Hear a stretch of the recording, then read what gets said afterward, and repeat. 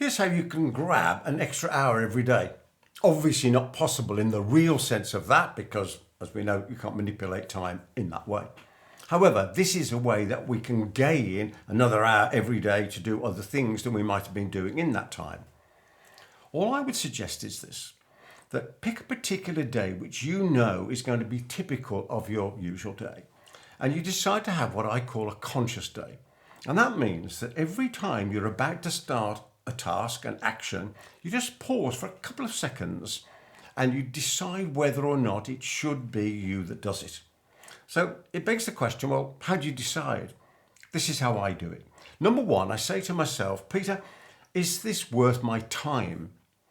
Number two, is it worth my level of skill, knowledge, experience, expertise? Let's call it skill. Is it worth my skill? And number three, is it worth my cost to the business? Now, even if we work just on our own, there is a cost to the business, isn't it? At the end of the month or the end of the day, we've got to get paid. So the business has got to pay for the use of that time and skill. If we decide that it's not worth any of those three, then obviously we've got to make the decision, well, who's going to do it? This is why, and you may have heard me say this before, the first person you take on in your organisation, in your growth, is a PA. Somebody who can help you do those tasks that aren't worth your time, your level of skill, your level of cost. Because they may love to do it. They may do it better than you because they actually love doing it. You don't want to do it anyway. I have this equation in my mind, and it's this: VOT versus VOT. And it simply means value of time versus value of task. Is the value of my time higher than the value of this task? And if it isn't, I shouldn't be doing that one. If it's lower, then I consider doing it. I remember years ago, or 20 plus years ago, I met the then very famous British businessman, Sir John Harvey Jones.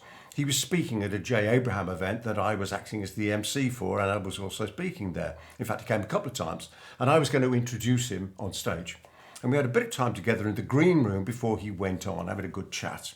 And one of the pieces of advice he gave me was this. He said to me, Peter, only ever do what only you can do. And I knew exactly what he meant by that. And that links perfectly into this idea, doesn't it? Is to only ever do what only we can do. But taking a particular day to find out where we might be spending our time, funny how we use that verb, isn't it? Spending our time by having that conscious day and saying, is it worth my time? Is it worth my level of skill? Is it worth my level of cost? I'm sure you can take this idea away and use it. And if you've enjoyed this video, there's plenty more of these around. And in the meantime, I wish you every success in all your adventures in life. I'll see you on the next one. Goodbye for now.